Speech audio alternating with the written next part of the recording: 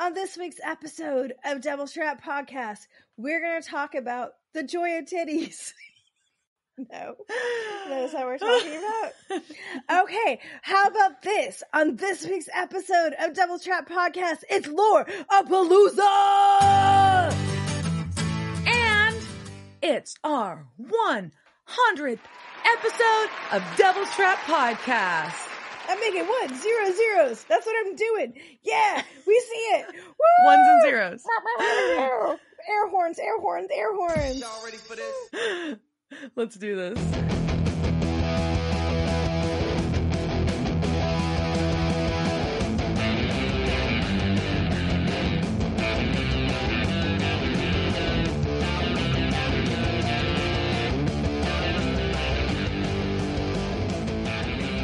Welcome to this week's episode of Devil's Trap Podcast. We're going to talk about Season 5, Episode 19, Hammer of the Gods, one of Liz's favorite episodes. I now understand why, but I'm going to start with something way important. This is our 100th episode of Devil's Trap Podcast. That was my air horn sound. I think it worked. Pew, pew, pew. Thank you. you. Like some jock jams to kick in right now. Or...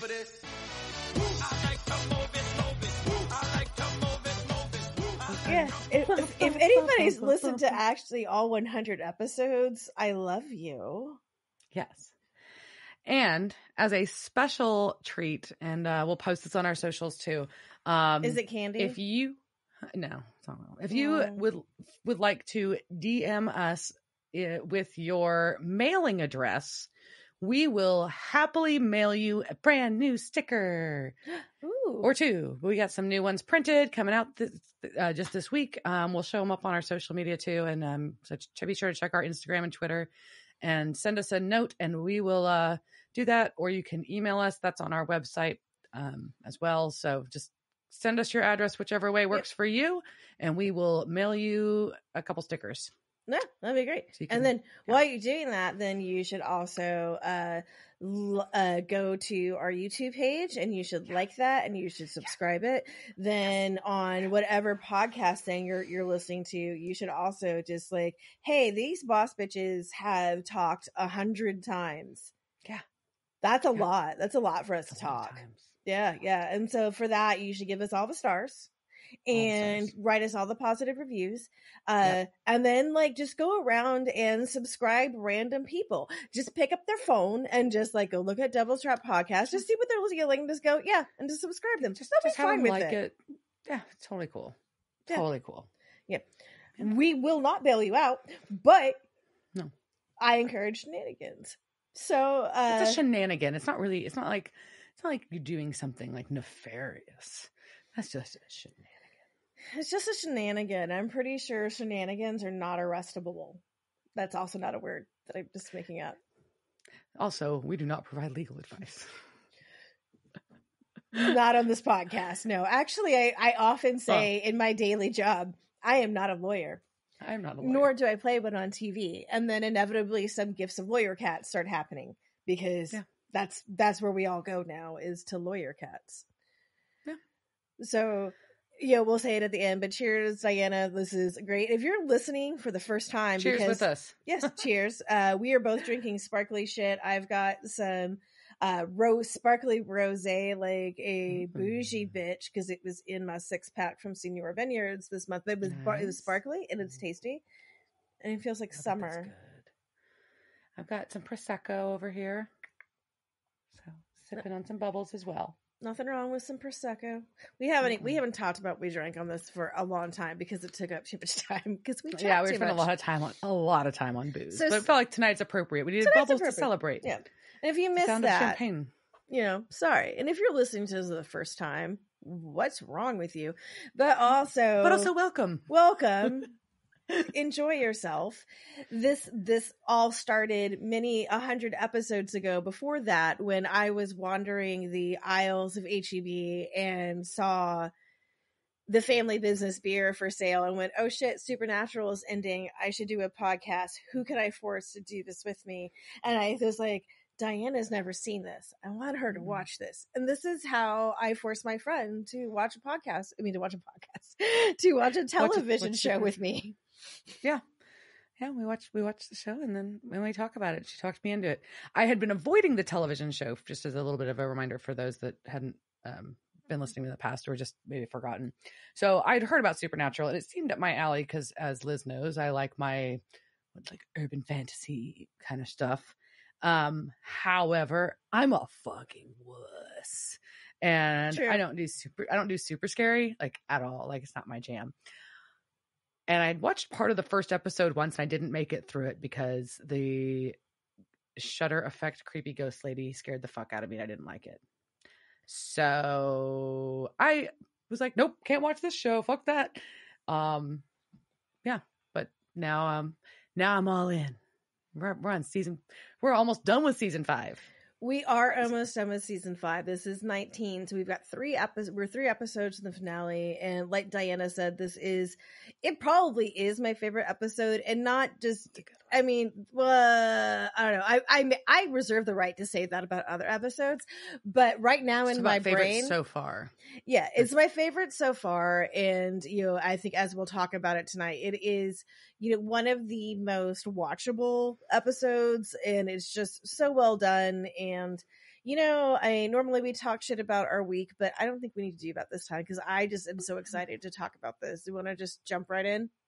Sure, let's do this. All right, so this is titled Hammer of the Gods, and that was likely a play on a Led Zeppelin single, Immigrant Song, which you should all know if you have ever seen Thor, Mm-hmm.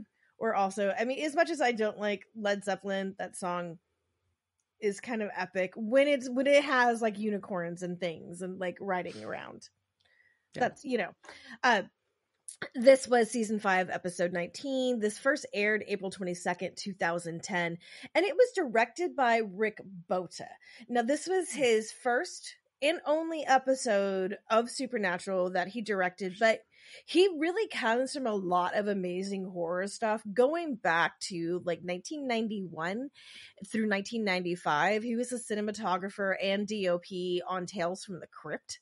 So on the documentaries, like I don't know, it's really a documentary, but there's like a really good behind the scenes thing. He's on there talking about it, but he just became he was a DOP in a lot of things, and then directed a number of the Hellraiser sequels. So really like super, super like bloody horror gore stuff that I love. But he also has done he's just prolific as fuck. And was one of the things that he directed, which we would all appreciate, was an episode of Vampire Diaries. And I'm sure he's just like, I was DOP on Valentine and you're excited about Vampire Diaries. And I am. Because I love that show. Yeah, I'm not apologizing. So the teleplay was Andrew Dabb and Laughlin the pair, and if you, Diana, did you ever watch American Gods or read it? I have not watched it. I have read it. Okay, so I think you can see the similarities between American Gods and this episode. Just that idea of like gods coming together, and I need to go finish that. I need to go finish it. I've watched. It's beautiful. It's so well done, but it's intense. And frankly, I just haven't felt intense for a while. But so there's a lot of what? I don't know. Can't relate. No, why don't you want to watch it? There's there's we'll cut that in the video portion, but I was about to talk about the vagina that like eats the man, all sorts of good things in there. Good stuff. Anyways, so that's some of the background on this episode, and let's jump in and start talking about Muncie, Indiana. Muncie, Indiana, and the Elysian Fields Hotel, which looks quite abandoned at first glance. Yeah, but it could have been really pretty. You're like, oh, that could have been a really fucking cool mid-century hotel, excuse me. And we see a security guard pull up and start he unlocks the door, so he has the key, and starts wandering around. He hears a noise, but he's just kind of searching with his flashlight. And this place has just like obviously been abandoned for a very long time. But as he's walking by, we see a dead plant rejuvenate itself right behind him. What is happening? Oh, and it was really a pretty purple plant, actually. It was a pretty cool plant. I was like, what is that? I was like, what the fuck is that? I'm like, oh, Liz would like that plant in her collection. Okay. And here's another noise. And then we see that what's a really cool effect is this broken mirror repairing itself while he's like looking at it, which freaks him the fuck out, which is fair. Fair. Totally fair. Yep. You should be freaked out by that.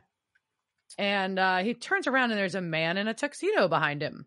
And he's like, you can't be here. And he's like, no, I have to get everything ready. They're coming. We all have their parts to play. And your dinner. What? Uh-oh. Blood splatter. Pitter patter, blood splatter. And then he is presumably eaten. We don't actually see what becomes of poor security dude who was just doing his job. But we're going to cut. He's gone. But then we get this great cut, right? And so we go from this dungy place with potential, right? So, and then hotel rescue or whatever that version of that show is on HGTV comes in to fix it. Yes. And we see the facade of a beautiful, fully restored Elysian Fields hotel. The neon, the breeze blocks, all the things, or the shapes of them. I don't remember if there was actually, but either way, like the whole look is, I thought, breeze blocks, right? Yes. Yeah. The whole thing on point, gorgeous. Like if we were going on a trip and we were looking for a cool hotel to stay at and this one came up, we'd be like, we're staying fucking there. Yeah. And throughout my notes in here, there will be peppered just, oh my fucking God, look at that. So there's also, in addition to that, just the color palette. It's just, it's that turquoise and peaches and just all the things that I want to make happen in my house, which will never happen. But damn, it looks good in here. And it's raining as fuck. And baby pulls up into this parking lot. And parks like a dick. Like an asshole. What the fuck, man? He just like pulls in at this angle and just like leaves the car there. Yeah. Who the fuck do you think you are, Dean Winchester? Angled like half in a fucking handicap spot or some shit. It was terrible.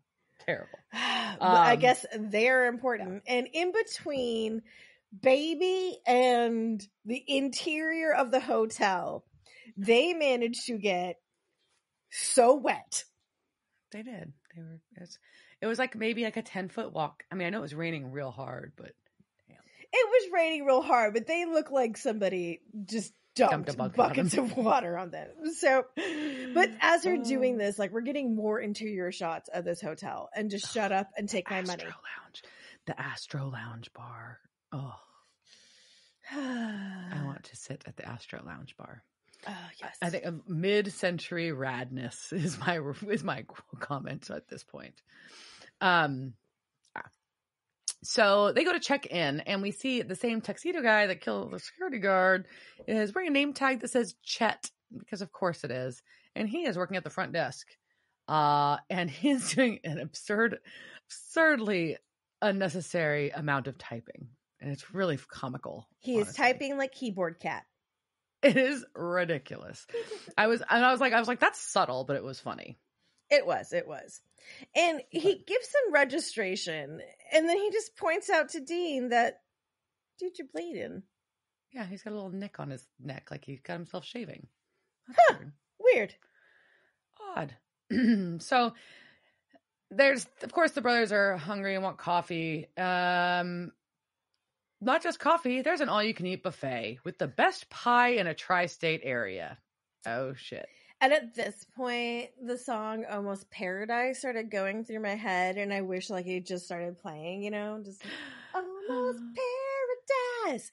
And I'm like, mid-century, all-you-can-eat buffet, and then oh my God, the desserts.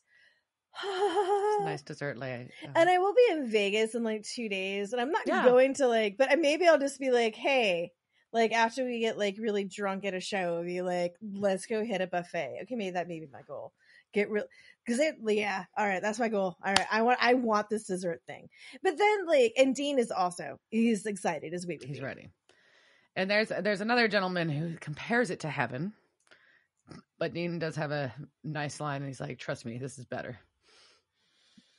But the room, like not heaven, but the room did have a whole bunch of burgers, but not the pies. He does another dick move, and he steals the Oreo off the top of the pie. Yeah, that's rude. But I guess also, who gets that? I don't know. I guess if you get the right slice, you get it. It's in the middle. So what is the proper etiquette at a buffet where there is no Oreo in the middle? I guess, yeah. Smart, Dean. Smart. You just take the Oreo, Liz. You just take it. But then he decides he finally picks his dessert, and we're walking back to the table, and we get kind of another dick move. Because now hitting on a woman is not a dick move. Let me be clear. I think that is not a dick move just on its face. It is not. Hit on a woman. He says, "How you doing?" But she just replies, "No," which is kind of a dick move, but funny. That's a boss move. That is a boss move. And it's just like, and no. I understand, because there are times when you have been someplace and you're like, I just want to read my book. I do not have the energy to deal with you. No. But he kind of tries to explain himself or keep talking to her, and she's just keeps saying no. Yeah. Awesome. And I think after the second no, you do have the right. She could have tossed her drink, because she was just like no, yeah. And then he's like, no, and I get it. Maybe it's that ego thing, you're trying to save face, but just accept it, and which he does though. He does. It just takes him one more no than it should have. Yes, but that's my stance. I was like, dang, but he's very embarrassed by this. Yes, but he has pie. And she has a cherry in her martini. Why did she have a cherry in her martini? There was an orange twist and a cherry. What? Yeah, they're trying to make a shitty Cosmo, I bet, or something. I don't know. Okay. Mixologists need to talk. All right. So Sam sits down with Dean, or Dean sits down with Sam, and Sam has a really big plate of food that he's not really eating, which is weird. But Dean's like, come on, you should go ahead and eat your food. But Sam's really focused. He's like, we should be out, we should be on the go. And there's this massive fucking storm, so it's really not feasible for them to be out on the road. But they just both agree that the storm is, quote, biblical. Oh, that's interesting. Huh. So, but Dean's like, look, you are worn the fuck down, and you're no good to me if you're worn the fuck down. You got to rest. You got to eat. We will find, we're going to find Cass. We're going to find Adam, but you need to fucking take care of yourself. So we got to, if we're going to beat the devil, we've got to be on point. Self-care is important, and you're right, Dean. But also, as someone who works with people who have to work long hours in crisis situations, it's true. You are no use to me burnt out. Go get some fucking sleep, because you're going to make stupid mistakes and do dumb things. So Sam, go to bed and enjoy whatever this fucking hotel is. Yeah. You've got an excuse for some respite right now. Ooh, respite. Respite. God damn it. Now I'm going to catch myself. Anyways, you've got an excuse for this right now. He does take it. Just change words. Yeah. You've got an excuse for this right now. So just take it, because this is our good opportunity to get recharged so we can actually go out and be effective on our fucking mission. Yes. Which is good, I think. As someone who doesn't always practice self-care, I approve of this message. Liz is giving me a look. All right. So yeah. And then we see a waitress walk across the room, and the camera follows her. And she goes into the kitchen carrying her tray. And what do we see in the kitchen on the prep station, Liz? It's a bloody hand. Yeah. Well, it's a bloody arm. And there's a cleaver, and there's a pool of blood. And also, it was really cool, that's a real hand. So what? This is the start. We talked about Tony before, who was the head of the special effects here. So this was one of his. And so it was the arm going up through the table, and then there was basically there was a shirt there, and then you just kind of had elastic that bled it. So, and then, Hollywood magic. But I just think that's cool that was a real fucking hand. That is cool. And the fact that there was a Velcro in there, he said, meant that, I think we'll see it in another part too. I forgot if it was this one or that one, about, you know, the poor guys who had to be the hands, like, and them just basically getting like a pair of Depends and being like, we can't like let you out of like what you're in. So hopefully you don't have to pee your pants. But if you do, here's some disposable underwear. Those on. Nice. Sexiness of Hollywood. I don't think they were listed in the cast list either. I'm just kidding. All right. So Sam and Dean do not realize what is taking place in the kitchen, but they decide to call it a night. And so they head back to their room. On their way to their room, they see the couple next door making out real hard in the hallway. And which is fair. Dean, like there's like I've made out in some hotel hallways. It's hot. Yeah. So and Dean just thinks it's funny. Yeah. But Sam is kind of like just makes fun of Dean for being amused by it. Like, whatever. I thought that was like, I don't think it's that big of a deal. I thought it was funny too. Anyways, so they go in the room and immediately my response here is, holy shit, this room is fucking rad. Yep. Because it's fucking rad. Yep. Love the room. Love beautiful the room. And not only is it rad, you can also get Casa Erotica 13 on demand. You can. Yes. Yes, you can. And there's chocolate on the pillows. And Sam's points out, though, some valid confusion at this point about why there is a 4-star hotel in the middle of nowhere on a no-star highway. It does not seem like a great business model. I agree, Sam. I agree. But also, nice hotels in the middle. I mean, off the highway, maybe, but like, yeah, nice hotels exist in the middle of nowhere. That's why they're nice. So, but yeah. I guess, I don't know. Anyways. Yeah. So, but they can also hear the couple next door. So it's not that nice because the walls are pretty thin and we can hear whoever is banging in the next room. They are getting it down. And then the wall looks like it's getting smashed in from the other side, which is distressing. And good for her. And then there's silence. So Sam and Dean are like, we need to go see what the fuck's going on over there. And the room is completely empty. The bed's slightly disheveled. And there's a engagement ring on the floor. And that's it. Weird.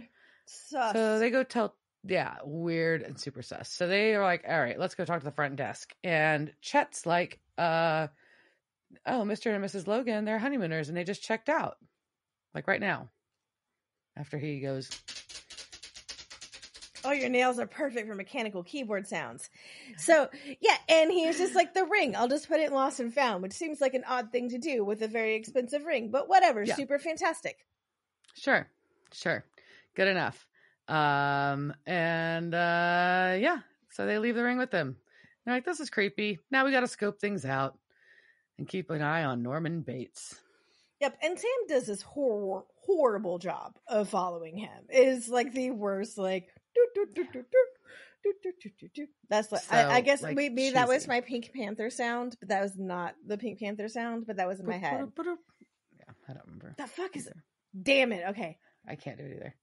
Anyway, so no, I just went to. I was trying to do it, and it was like going to Inspector Gadget because I was like, no, that's Inspector Gadget. That's what I was going to. It's all right. Things that our memories have taken away from. So, but Dean, thankfully, as he gets out of an elevator, has an EMF reader with him. Good for him. Well, hold on. I will point out one thing though. When Sam does lose Chet, I do notice there's a little sound effect that's pretty subtle. It's like sounds like a little like a slice noise. Oh yes, I forgot. Quietly. And there was hey, he's cut too. Now Sam's bleeding like a little nick on his neck as well, just like Dean was at the beginning. Ooh, weird and kind of gross. Yeah. But we have an amazing scene where Dean has the EMF reader when he gets off the elevator. And he's walking down the hallway intently staring at the EMF reader, but kind of sort of seeing out of his peripheral vision. And we as the viewer get an amazing shot inside a hotel room that has its door open. And there's a fucking elephant with a towel. In a towel. And an elephant in a towel. And so when Dean goes back, there's no longer an elephant, but there's a man with a towel who tells him that it's not a peep show to shut the door, which, dude, why was your door open in the first place while you were naked? But this really reminded me of the experiments where they would have the gorilla like walk past in a room like while you're looking at something else, and then see like how many people saw the gorilla walk by, or the carrying the basketball. That's what this reminds me of. Okay. Huh.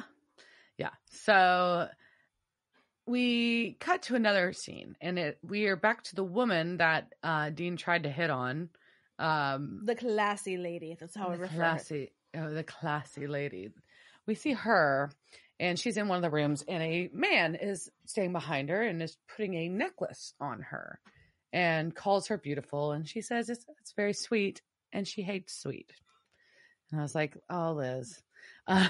You could already tell that this woman is my hero in so many ways. Just like, yep. I just love her.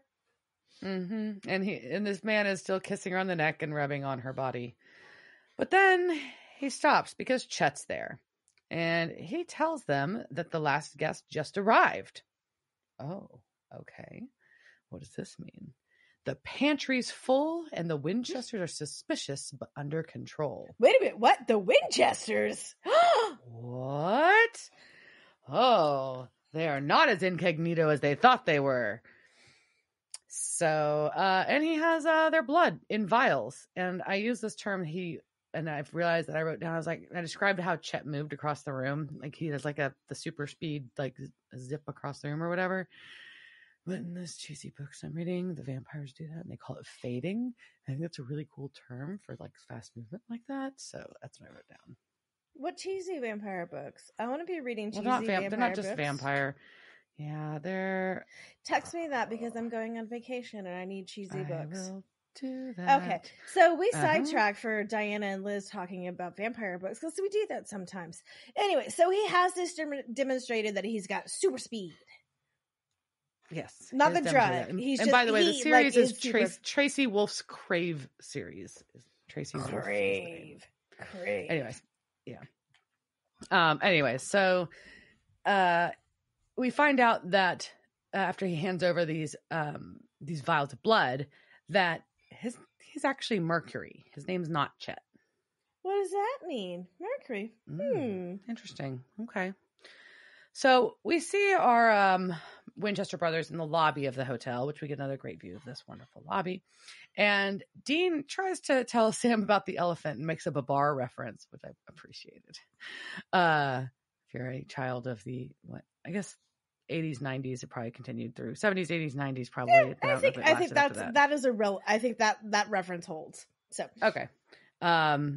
Anyways, but they realize that there's nobody in the lobby anymore. Like the bar is empty. There's no one at the front desk. There's no one hanging out.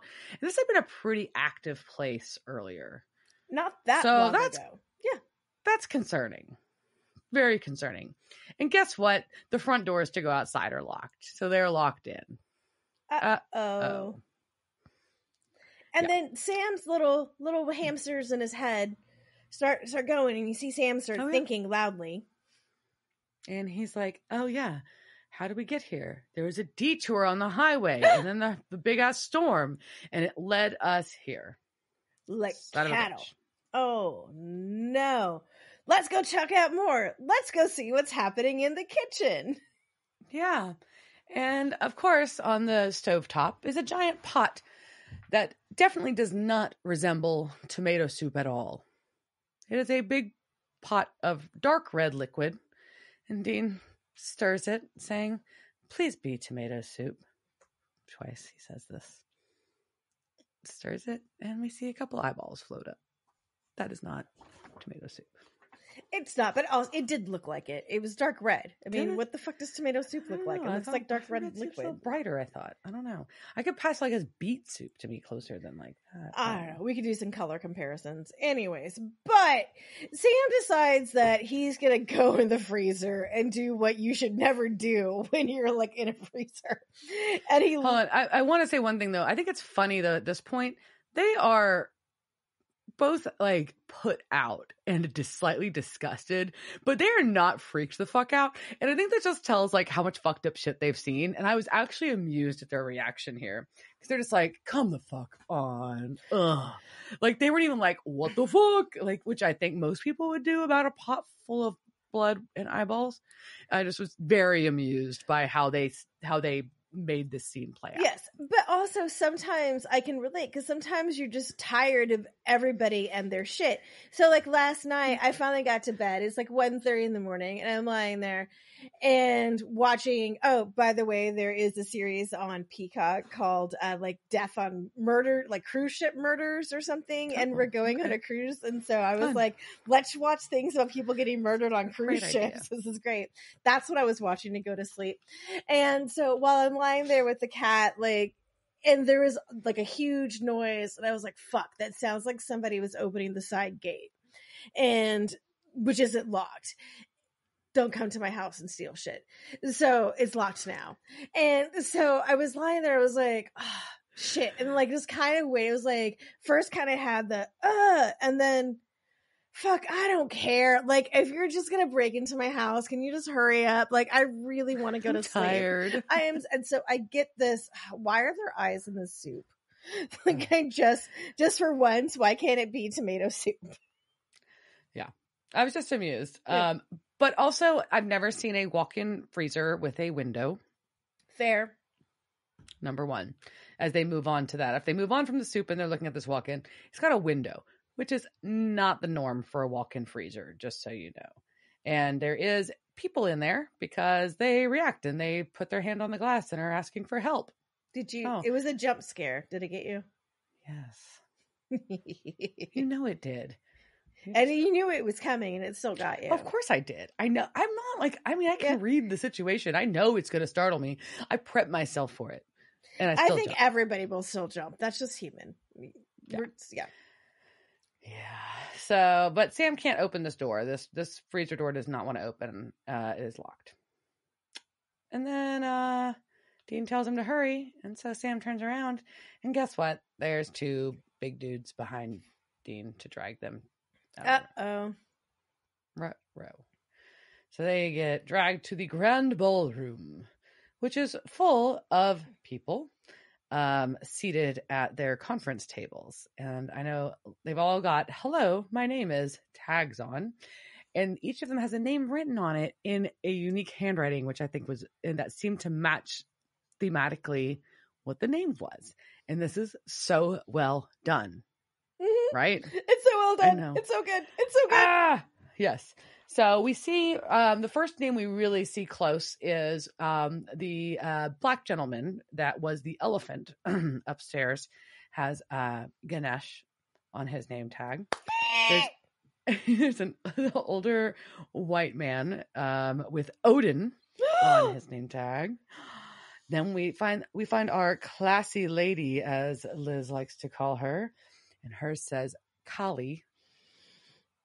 Then there's another black gentleman who's Baron Samedi.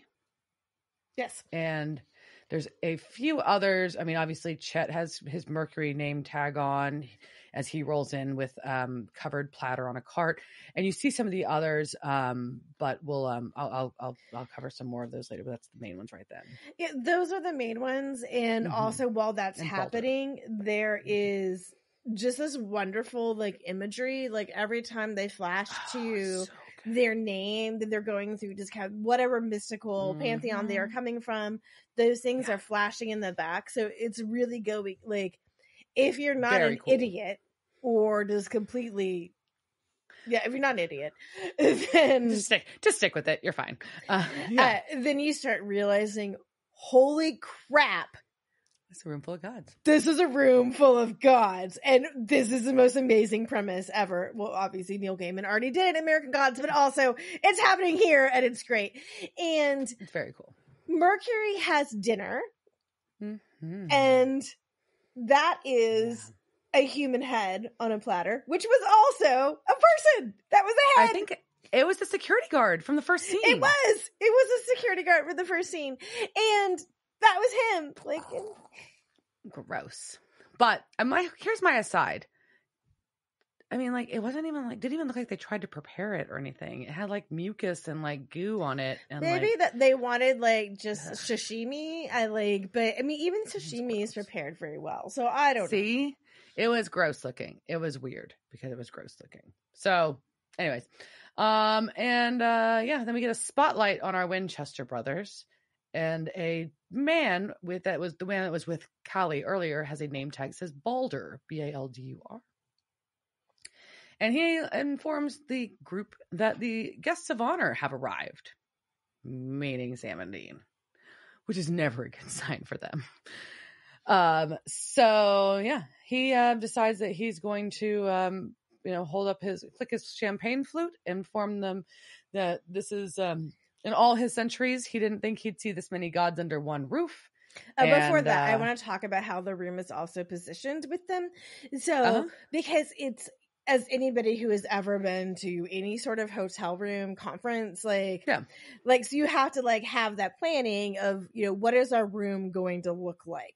So they made this U shape, right? Which I think automatically like is going to cause some hierarchical problems because someone's going to be at the middle, which is kind of like the head, but the boys are not in like sitting, like they're not going to get like the notepad with the pencils at their seat in this conference room. Or the water pitcher. They don't get they don't get the water pitcher or anything. They just get like chairs that are in the middle of the U-hole. And that's what I called it, a U-hole, because I didn't know what else to call it. Well, it's a U-hole. It's a U-hole. I mean, I knew what it meant. Yeah, which is not exactly a position of power. It's more of like a position of being on display.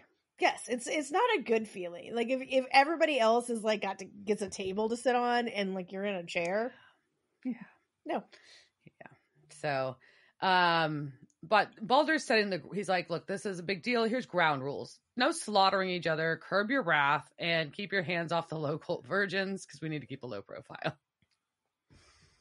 Yep. And then he reveals why they are here. While they are here, why they are here. And they're here because of the Judeo-Christian apocalypse. And I think at this point, beyond just gods, like Diana probably also saw like, oh, I see why Liz loves this. Well, yeah. But it's a really cool premise. And I love that they're bringing this to the front, right? Like, so this whole time we're talking about this apocalypse, but what about the other fucking religions that exist in this world, right? And so why are they all succumbing to this? And I think we set it up, and so great. And they've got these bargaining chips, right? Mm-hmm. Yeah, they need to look forward to the future, or they're not going to have one. So we've got bargaining chips, Lucifer and Michael's vessels. What do we want to do with them? Yes. And then my notes say, oh my God, the Starlight Starburst chandeliers, fuck, what are they called? Are they just called Starburst? Sputnik. Sputnik. That's what it was. I was like, what the fuck are those things called? They're so good. It's good. They're really good. And so we see another one of the gods, Zao Shen, stand up, and with subtitles, he suggests that they killed him. Fair. Okay. Fair. Ganesh points out, though, look, the angels will just bring him back again. And Odin's like, the angels, we can't really, they can barely, they can't even really handle the fight. So this isn't Armageddon anyways, because Armageddon is when the great serpent rises up, and then I will be eaten by a big wolf. Yeah, and he gets eaten by a big wolf. And Odin, for some reason, even though we know he's Nordic, sounds a little Irish, Scottish. Like that, I just get that kind of vibe from him. So I'm not exactly sure what's going on. But the camera does pan to Dean and Sam's face, and Sam just is like, his face is just like his mind is being blown as he's watching this. Yeah. Because I'm sure he's like piecing together who all of these gods are, and he's like, the fuck? Which, I mean, is a fair reaction. I'm just saying. So we've got Zao and Odin mocking each other over their beliefs, which is not helpful to anybody in this situation, but it's okay. And then it is no. You cannot pass over this, because I think this is the best like closed caption that has ever happened in any television show.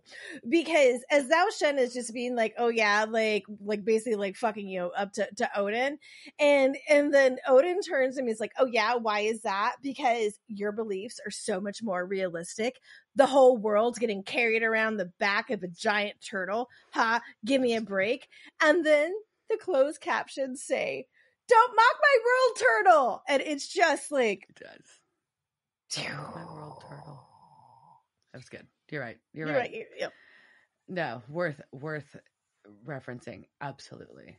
So the brothers are, while this is all going on, Winchester brothers try to take this opportunity to sneak out of the room, but nope, they're being watched. One of these beautiful fucking Sputnik chandeliers. It wasn't the Sputnik. No, it was just, it was the one that kind of looked sort of Victorian and out of place with it. So I was kind of okay with it. I was like, yeah, get that basic shit out of here. Get that one out of there. Doesn't match anyways. Yep. So, well, the chandelier dropped to the floor, blocking their way. All right, they're busted. So Callie stands up and she's like, look, y'all need to stay here. Also, we need to not fight, guys. Talking to the gods. The archangels only understand violence. There's no other way. It's them or us. And Mercury's like, well, maybe we just talk to everybody. Like, we haven't really tried negotiating this shit, right? No. He does not just say. So what fucking Mercury Chet does, he comes in with his all due respect, ma'am, and he was like, let's try talking to the angels. And then Kelly looks at him, and she looks at him hard without blinking. And for 15 seconds, she starts boiling his blood with her eyes, because this is what happens when you keep interrupting women and mansplaining the apocalypse, Chet. I may be projecting a little bit, but apocalypse Chet. Okay. Well, so Balder does stop her, because the whole ground rules were not to hurt each other. Yeah, you lay the ground rules out, whatever. But then the doors open, and we have an entrance of another member of this meeting. I'm gonna call it a conference. It's a con. It's a god conference. Con. Yep. God con. God con. And who is it, Liz? He's got a bunch of names. Pick one. We're gonna go with Gabriel. But we'll learn this. Not always gonna be called this one. Gabriel, because I call him Gabriel / Loki / other things throughout the rest of this. But Trickster / Loki / Gabriel / yes, all of those. Technically, Gabriel is his true self. Yes. And he just comes in and says, can't we all just get along? And both Sam and Dean are trying to say Gabriel to him, but he mutes them. Also, fantastic superpower. Shut the fuck up. And calls them mutton heads. So they can't talk. And then Balder reveals something. He does not think he is Gabriel. He thinks he is Loki. So correct. Now, all my pagan gods are gathered here, and it is time for the 100th episode. It's a special. What are we doing? It's not lore. It's Loreapalooza! Woo!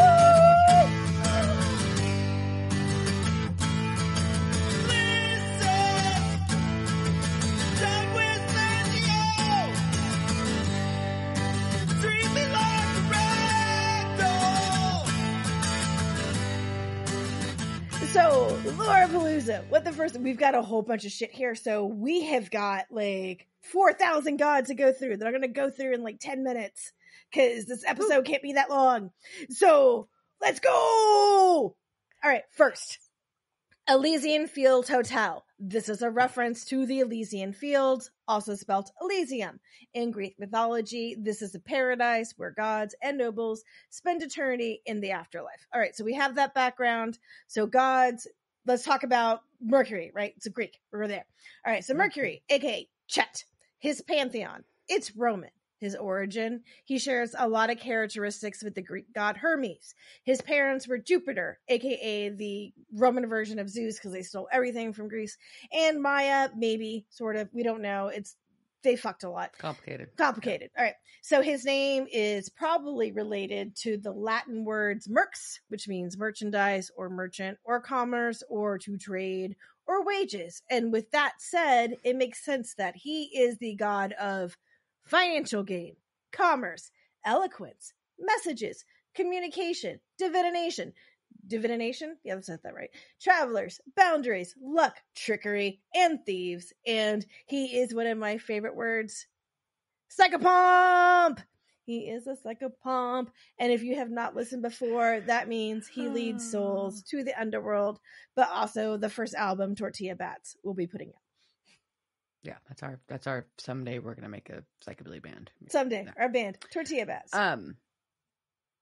So hold on. One of the things he's the god of is the traveler, which is interesting because he's the one that set up the hotel and renovated it and then worked the front desk. Ooh, good catch. All right, fashion, appearance. We care about fashion. Diana's in this fantastic sequin blazer looking boss as fuck. I am in a retro tiki thing with my titties hanging out. All right, so that, again, watch the YouTube. You just see boobs. I mean, I don't know if there's any other things, So, all right, he wears winged shoes, not wingtips, winged shoes. He has a winged hat. He also carries a, damn it, I learned how to say this word and I forgot it. Caduceus. I think that's how you say it. Caduceus. Yes. It is a short staff, which is entwined by two snakes. And sometimes it has wings on it, but you see it on doctor stuff, right? It's that doctor thing that has the snakes on it. He's got animal friends. He's got roosters because they bring the new day. Rams or goats because those, for some reason, symbolize fertility. Never figured that out. They don't fuck that much, but I guess because it's like one goat to goats do, right? But it's like one billy goat to like a bunch of like female goats. So I don't know. So he likes tortoises and snakes. Those are also things because all things trickeries, whatever's. Powers, super speed, obviously. Again, not the drug. Well, he got wings on his shoes. Yeah, that makes sense. And he also has the power to be able to cheat people out of shit. All right, next, we got to get a lot to get through. All right, so we're going to move on to another psychopomp because I want to say that word as many times as possible. And this is Baron Samedi, aka Baron Samedi, Bawan Samedi, or Bawan Samedi, aka Baron Saturday, which is just why can't we just call him Baron Saturday? That's so much easier for me to say. His pantheon, Haitian voodoo. His origin, it is believed that the first male that was buried in a cemetery became the manifestation of Bawan Samedi, and he became the guardian of the cemetery. So he is not technically a god. He's kind of one. He's a Loa. So in voodoo, the supreme god Bondi, I think that's how you say it, Bondye, he can't or doesn't interfere with the human plane. So there are Loas, and those Loas all have, there are three families of them, and one of them is the Gede, Ghede, and those are associated with the dead and carnality. What do we love? Carnality. And Baron Samedi is the head of them. So like I said, he is the master of the cemetery. He protects the veil between the living and the dead. He also helps people from becoming zombies, which is a very important thing to do. That is. I appreciate that. I appreciate that. Fashion, appearance, he is very well dressed. He often is seen in dark or colored glasses because bright lights hurt his eyes and get you. He will also sometimes take out his right lens, so one eye can look at the world of the living and the other at the world of the dead. Or also sometimes to keep an eye on his food because he likes food. So good for him. I mean, yeah, who doesn't, right? Yeah. We often see him in a top hat and a black tailcoat. Sometimes he appears as a skeleton, or sometimes just a black dude with skeleton paint on his face. And he carries a cane with a skull on it. Like we've got some very well dressed. Screamin' Jay Hawkins. Like Screamin' Jay Hawkins. He is actually, there's lots of similarities that come from those. I'm not going to call these animal friends, but he likes to eat goats, black goats and black roosters. Okay. So maybe not his friends. Powers, he can decide who can die and who will go on living. He can cure any disease, but only if he wants to and only if the person is deserving. Symbols we see with him: skeleton, coffins, black crosses, farm implements. It's a weird one throw in there. Okay. I don't know what those are. I'm guessing like a tractor? I mean, like, I don't know, like what is it, like a scythe? And a scythe, yeah, I guess. I don't know what other things are on farms. A harness for an animal. I don't know. Yeah. Some fun facts. You can usually find him being lewd or making fun of those who take life too seriously. I mean, he is a trickster, like just like Loki or Gabriel, however you want to call him. He does love to drink. He makes his own rum, but the rum has 21 peppers in it, and it's so spicy that not even any of the other Lolas can drink it. But he likes to drink it all the time.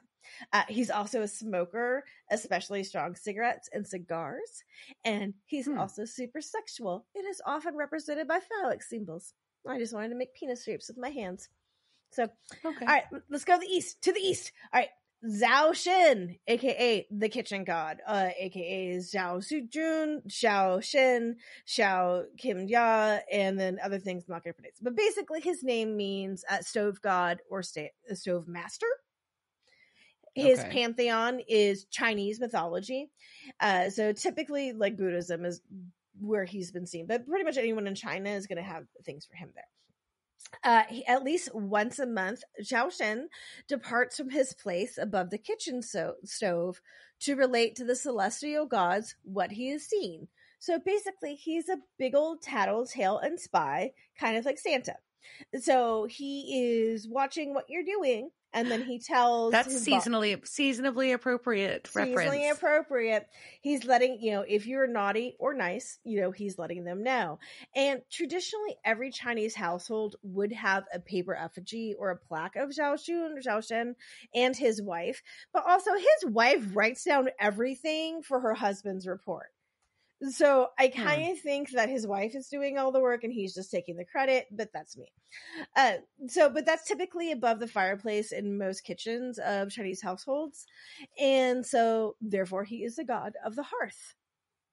Okay. Fashion, appearance, there's different versions of him. And so there's different images used for him. Sometimes he's like a dignified official. Sometimes he's by himself. Sometimes he's with his wife or his 6 daughters. But he just, kind of looks like a dude. Yeah, so nothing really particular. He looks like a dude. He can like bestow either poverty or riches on you, like as a family. That's important. So you want to keep him happy, right? And every year there is the Kitchen God Festival, which is sometimes known as Little New Year. The dates vary depending on where you are, but typically it's the 23rd day of the 12th lunar month, but a week before Chinese New Year. And during that, there is an offering table, but because you only want him to say sweet things, it's only got sweet dishes. So we get lots of good food, though. So, nice. Oranges, tangerines, chickens, pork, cakes, candy, and just like lots of rice wine. So, because he also likes to eat and drink. Sake, probably. Although that's Japan, not China, but I'm sure. It is Japan, but there's some overlap on some of those things. Some overlap. It's a rice wine. It's a rice wine, yes. Before he leaves also, so if you've got a picture up of him beyond feeding him, you should also smear honey on his mouth so that he only says nice things. And then after that, then you burn him. And so you're burning the image of him. Yep, it's a turn. Took a turn. Put honey on his mouth so he's always sweet. Then you set him on fire. And then you set him on fire. But that is because the smoke rises up towards the heavens, and so that symbolizes his journey going. Often during this, you can give spirit money during the burning, or sometimes you can make a chair or a horse. You can pour liquor over him to make it burn bigger. And that, but also make him get to heaven faster, right? Because he's got all this stuff to go through. And then after that's done, the days pass, etc. And I'm very sorry if I'm harshing on your traditions. I'm not trying to make light of them. We just have to do this really quickly. Then a new image is put up. If you're not doing it kind of by the paper, if you got a statue or a nameplate, then that's just taken down and cleaned, right? Also, he is very open to bribery. Yeah. So, just again, not to put this into, I guess, culturally, or whatever, just analogies or just seasonally things. It's like giving Santa cookies, right? If you give him cookies, then he's not going to, he'll take you off the naughty list, right? All right. So moving on, we got to keep going. We got something to go through. All right. The Hindu deities. And I do want to say there is a preference. So the depictions of the Hindu gods, Ganesh and Kali in this episode were deemed highly offensive by the president of the Universal Hindu Society. Hindu statesman Rajan Zed, in a statement in Nevada, said that Lord Ganesh and goddess Kali were highly revered in Hinduism, and such absurd depiction of them with no scriptural backing was hurtful to the devotees. Ganesh and Kali were meant to be worshipped in temples or home shrines and not to be thrown around loosely in reimagined versions for dramatic effects in TV series. Zed, who is president of Universal Society of Hinduism, asked the producer, EW Network, I think they were supposed to say CW Network, and director Rick Bota to issue a public apology and urged them not to reimagine Hinduism concepts and deities in the futures to advance a commercial or other agenda. And that's what he said. Moving on. Okay, so here, hold on. I'm going to jump in. I've got an aside. So far in this series, so wait, I'm sure that there was some group that complained, but I feel like they've freaking gone after every pretty much religion at this point. It wasn't like, oh, but let's go make fun of Hindus. No, they're talking shit about angels, demons. We got fucking God they're talking shit about, like for the Judeo-Christian God. I mean, like, come on. Like, I don't know. That's my take. That's my hot take. I get your hot take. And Rajan Zed, he is I'll use the word activist, I guess. He is a proponent of respecting Hindu religions throughout marketing and media and in many shapes and forms. And this is my hot take, is I don't give a fuck about any religion, and I don't think Supernatural did either. Yeah, I think they're all free for all. Let's go. Let's make fun of them all. Yep, let's go. And I'm just And so they made fun of freaking Satanists before on this show too. Yeah. I'm just saying. I was saying. I don't know. Anyways, that's why I said I was just presenting that. That's what he said. I don't know if the apology was made. I don't know. I could not find anything that said they did. So I guess it wasn't. I'm gonna assume it was not. But it was an interesting thing that happened. No, it is. So and I wanted to. And I also just. I mean, it is an acknowledgement of, hey, yeah, it's. You believe what you believe. I'm not going to mock it, but I am going to mock religion because religion's highly mockable. All right. So Ganesh. Ganesh, also known as Gadapat. I really don't, as much as I don't want to, offend people, that I could do that through my terrible pronunciation. So, Gadapati, Vinayaka, and Pilayat. I'm not saying the last one, but basically he means Lord of the people, right? Yeah. The pantheon is Hindu, and he is one of the most well-known and worshipped deities in the Hindu pantheon. And he's also, I think is really interesting, is worshipped regardless of the Hindu affiliation. So just like Christianity has all the different sects that break down and worship different things, so does Hinduism, right? But no matter which of those, like, everybody loves Ganesh. So origin, there are a number of stories, but among the most popular in TLDR format, his mother Parvati made him while his dad was away, either from dirt she washed from her body or just dirt. And when Shiva met him, he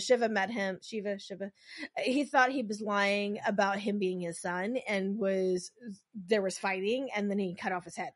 And then his mom came and she was upset. Yeah. Like, my son doesn't have a head. That's upsetting. Yeah. So he got an elephant head to replace it, and that's why he has an elephant head. So there's a lot of other stories about it, but like I said, TLDR. All right. And he is the god of beginnings, arts and sciences, learning, intellectuals, thinkers, scribes, and authors. Fashion and appearance, he has an elephant head. Duh. Yeah. He's kind of pot-bellied because he likes sweets too. So I'm pretty glad that all our gods in here are just like all on board with eating. Yeah. All right. And he's often seen holding some. He also usually has a broken tusk, and there are many stories behind that. He could have stabbed the moon with it. Maybe Krishna hit it with an axe, or he broke it off. I don't know. Depends on who you believe. Animal friends. He does have a giant bandicoot rat he rides, and that rat's name is Cruncha. Love it. That's awesome. Yeah. I would ride a giant bandicoot rat or an opossum. Yeah. Oh, yes. Yeah, I pretty much ride any animal. I don't care. Yeah. All right. Powers. He's good at removing obstacles, bringing luck, love, and compassion. All right. Now my girl, Kali. All right. Sanskrit translates to basically she who is black or she who is death. She is the goddess, or of the mother of all living things. She's a goddess of empowerment. She protects the innocent against oppression. She is a provider of moksha, which are forms of emancipation, enlightenment, liberation, and release. She is the symbol of destruction and creation, but also associated with sexuality and violence. So just these dichotomies, but also just these very passionate, emotional things, right? Like, yeah. She's just a boss bitch. Is like, I really wish that was just like, Kali, boss bitch. Boss bitch. Boss bitch. All right. Fashion, appearance, as all boss bitches care about. Not all, whatever. Okay. There's two general forms. You'll either see her in the 4-armed or the 10-armed form. I think most people are probably pretty familiar with most of those images. So if she's got the 10-armed form, she usually has 10 faces, 10 feet, and 3 eyes for each head. In the 4-armed, she has a sword in one hand and the head of a demon or a person in another. Yep. And the other 2 hands are blessing her worshipers and saying, fear not. So the sword can signify divine knowledge. And if it's a human head, that's a human ego. And that represents that the human ego must be slain by divine knowledge. Deep, right? Other things you can see in her hands, she could have a dagger, a cup, a chakra, a whip, a bell, a sword, a trident, drums, lotus bud, or a shield. So many things, all the accessories. Love it. So many accessories. She is usually described as black in color or a dark complexion, although we often see her presented as blue. But the black complexion, I think, is really interesting because they say it as, that can be the all like transcendental, because all colors disappear in black. So all names and forms disappear in her. Like, cool. Yeah. Also, I love this. Her eyes are red because they're filled with intoxication and rage. Yes. Yes. My woman. All right. And often her hair is a mess because she's doing shit. And sometimes she has little fangs and her face and boobs are covered in blood. These are the best accessories, and we'll see them referenced partially in this episode. She has 2 dead heads for earrings, a garland or a string of skulls that she wears as a necklace, and a belt made of human hands as her clothing, right?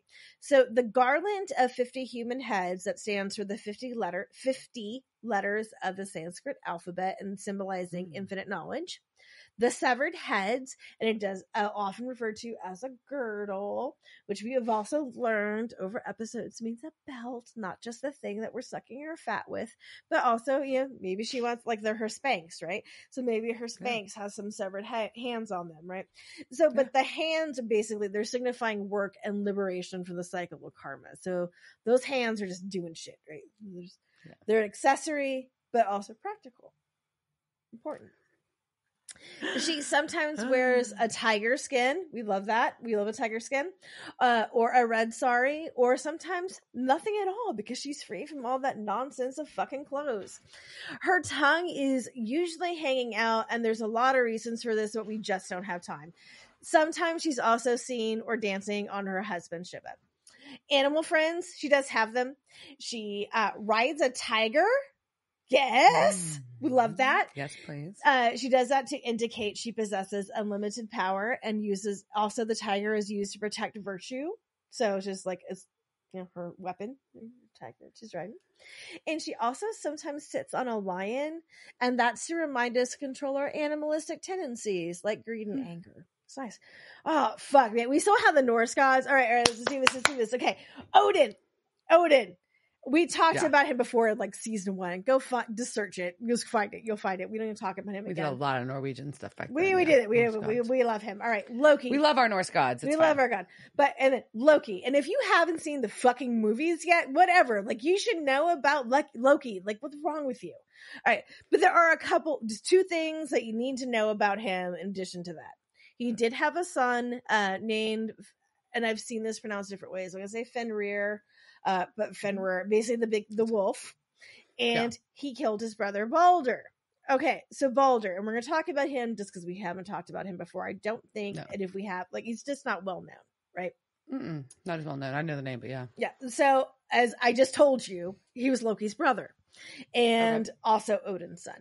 And he was everyone's favorite god and super hot. And so like awesomely hot that he gave off light. Like he's like so pretty. You're just like, oh, it's impressive. I can't look at you. You're too hot.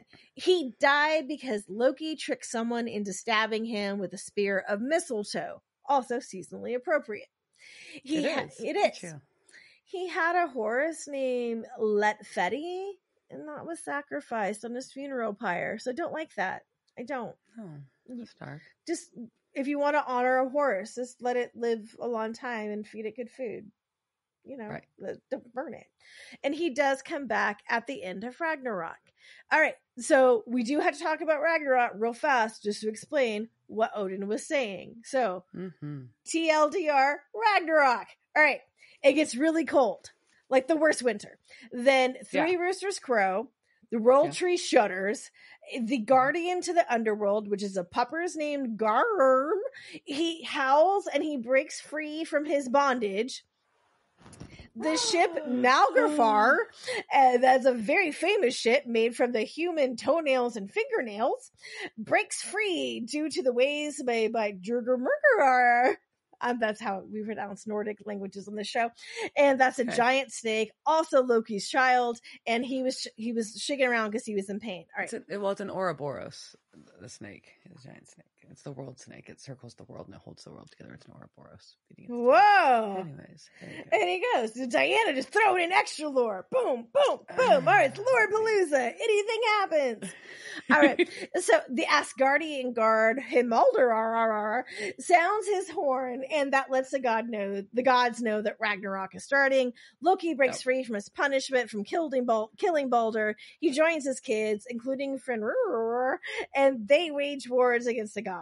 Then Fenrir, the wolf, eats Odin. The gods fight more, blah, blah, blah. Eventually it ends. Baldur comes back from the dead, and those gods and the humans who aren't dead live in a golden age, and we're done with no, fuck the world turtle. Okay, the world turtle. All right, don't mock my world turtle. In Chinese mythology, the legs of a tortoise were cut off to keep the sky from falling. Done. Boom. That's the end of Loreapalooza. Woo! Wow. Oh my gosh. Yeehaw. That was quite the Loreapalooza. But it was all so good.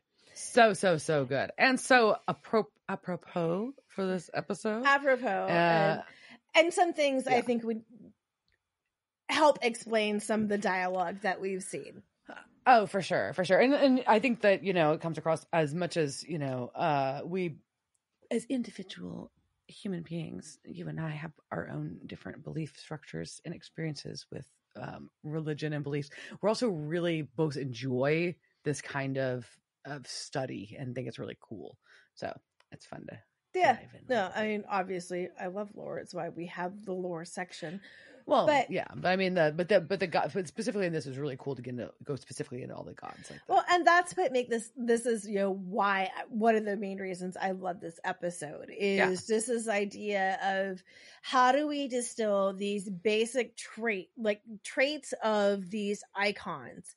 So no matter into a quote unquote modern person. Suddenly. Yeah. So they're pulling them into this modern persona, and, not to go back to Zad or, I'm not mocking you, dude. But I mean, just that idea of yes, religion as sacrosanct. I think a lot of what creative worlds do, especially the show, is to take the dogma and the mythologies from those religions and question them. We put them into a creative context and see how they apply to the human human person.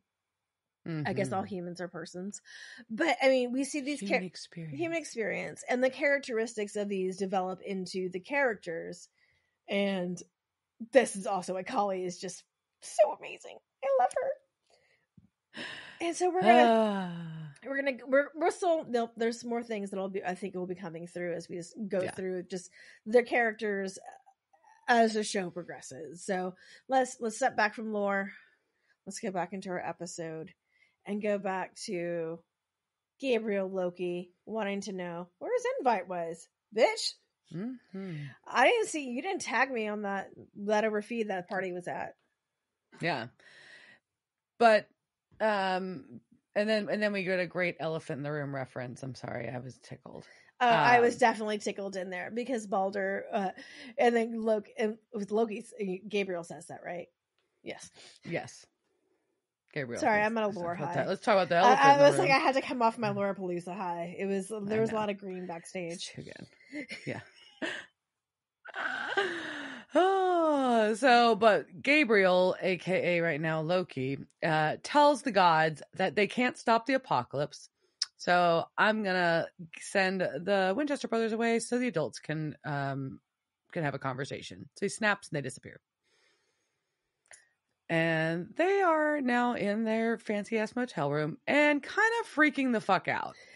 Which is fair at this point when you realize you're in a room full of gods. Can you imagine, because they had to have been puckering so hard. Just like, what the fuck? What the fuck? What do we do? What do we do? Oh my God.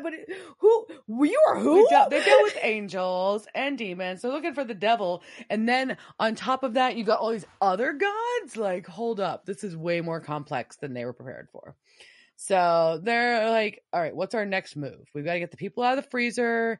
And maybe, as Dean says, bag a few freaks along the way. He doesn't say bag. He doesn't say bag. I said bag. Or he said gank. He said gank. There's two of them this episode. I just didn't want to write it. Fair. Gank a few freaks along the way if they're lucky. But that's their goal. Okay. Don't have a plan. But then Gabriel appears. And it's just as a sexy voice in the couch. But when are you ever lucky? There he is. They never are. So, anyways, but I like the dialogue here because Dean does default to his standard dialogue, which is reflective of also previous episodes that have been cited for things like Destiel.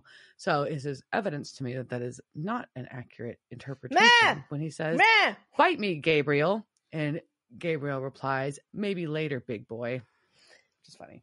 No, when he says it to Cassiel, he says it with love. Also, in my note says, oh my God, those lamps, those silver sphere ones, they're so good. Everything in there's good. I want that in my house. So, and Dean's like, look, this whole thing is a Gabriel Loki trick. And that doesn't check out. He's just trying to convince himself because that doesn't make any sense. So, Gabriel is like, no, I'm the Costner to your Houston. I am here to save you. So he's like, those guys are going to dust you or use you as bait. Either way, you're, quote, uber boned. And just the dialogue written for Gabriel in this episode had me rolling. Yep. And Dean here was just like, weren't you uber boning them just a few months ago? And then my notes say, please more uber boning. Followed by... Gabriel still thinks they and Michael et al. Will dance a lambada. And then this is where I go, is that a reference that is still understandable? Do the kids today even understand about the forbidden dance, the lambada? No. No. I miss the time when the lambada was something dangerous and sexy. It was forbidden. It was forbidden. Forbidden. So Gabriel's like, you're still gonna, the end is still nigh. You're gonna do this thing with Michael and Lucifer, just not tonight and not fucking here. So I don't really give a shit, but I did have a thing with Kali. She was all hands. No. Hey. Just no. Like dad jokes are fine. No. I liked it. You sit in the corner and think about what you just said. It was funny. I liked it. And Sam's like, look, do we even have a chance against the devil? Because they feel like, like Gabriel might have an idea. And he's like, nope, bad idea. He's going to turn you into finger paint. Yeah, but he's not wrong. I mean, just like, and this is also one of the problems I have with this episode. Like, and I get we're getting this idea that the angels are so powerful, but I'm like, they're fucking gods. Yeah, but I mean, it's implied that the archangels can stand up to these gods, so that's an interesting concept. I don't know, but this is also where they learn that they're under Kali's blood spell, and that's why they can't get zapped out and by Gabriel of this hotel room. So Anyways, Gabriel like squirts an excessive amount of mouth spray. Do you remember breath spray being like a big thing? Remember that? Is that even a thing anymore? I think I don't know if does it exist? I think people just have mints now. Like I have not seen. But I'm intrigued. Okay, so Shark Tank episode digression. Let's have a breath mint spray with immunity things in it, right? So we could say it has like vitamin C and it'll protect you. Like, okay, that's how we retire now. And we're done now. We leave. Done. Yeah. We're just gonna make our fortune selling breath spray. It's documented. It was our idea. You can't steal it. So Dean's still set. We've got to get the hors d'oeuvres out of the freezer. And Gabriel's like, nope. But Dean's like, yeah, you're going to kind of help us do however we want to do things, because obviously they don't really know who you actually are. And we do. Do what we say, or we're going to tell the Legion of Doom that don't really seem like angels very much who you are. That's blackmail. Or extortion. I don't know. Whatever it is. It's wrong, Dean. I mean, it's fair. Shit happens. So, but we're going to cut to Callie, and she's undressing, and around her stomach is a chain, like it's a belly belt of human skulls. Please see my bestie. Why can't we be friends? And we've got the lights off, candlelight, a catering cart, and Gabriel with a rose. And she tells him to leave. She's moved on. Baldur's uncomplicated.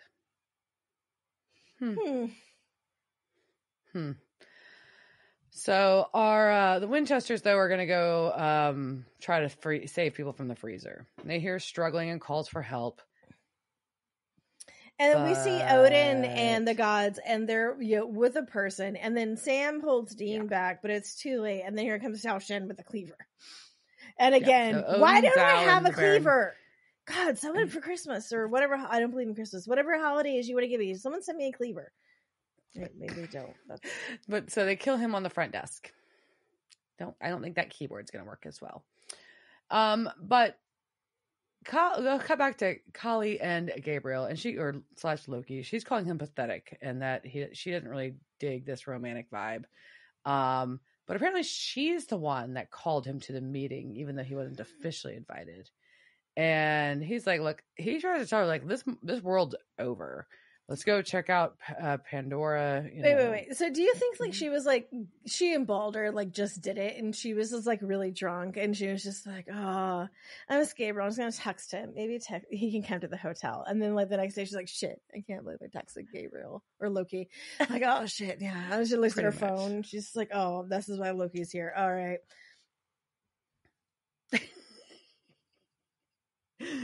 I don't know if that's quite the case, but that's it very exactly well how it happened. We didn't see it happen, but we don't know. Fair. And so they're just talking about how to like handle the situation, though, instead of having sexy talk. And she's like, no, we should fight. And he's like, you'll die. He's like, no, I've tussled with those winged ass monkeys once or twice, is how he describes the angels, which is funny. And he's like, look, this isn't a trick. Don't do this. She's like, I have to. He's sad and asks if she still loves him. And then she says no, but then she grabs him and kisses him. So this is Diana's interpretation. This is mine. Loki / Gabriel tries to convince her to leave with him, but a girl's got to commit carnage when she has to. He asks her if he still loves her, and she says no, but then pulls him in for a kiss. Woo, yeah, go Callie!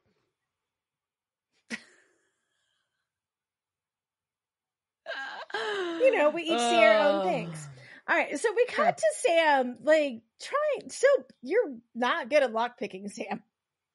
No, he's being very bad at lockpicking on this lock on the freezer door with a window in it. Still confused. Anyways. And, like, it's just like a padlock. Like, there's a cleaver. Go take the cleaver. Cut the padlock off. Yeah, it's very complicated. But Zao shows up with a very bloody mouth and interrupts them and starts... and then throws Dean across the room, starts choking Sam. We cut back again, and we do see Gabriel trying to get the blood vials from Callie's room while they make out. But then we hear a little slicey noise, and he touches his neck, and now he's bleeding. Ruh-roh. Now the blood magic's on him, too. So does that mean that Mercury was just like standing in the corner, like watching them make out? Yes. Just sitting there, just like creeping. Mercury's being well. Chet was kind of a creeper. This kind of creeper, just like wait till you see a hard on. All right, go. Ew. What the fuck was that? My cord bumped my my pencil holder. Anyways, okay. So Dean does manage to stab Zao with a stake from behind. Why does he have a stake? I don't know. He didn't have this before. He magically has one now, and there's lightning inside of Zao's face. Why does he even have one?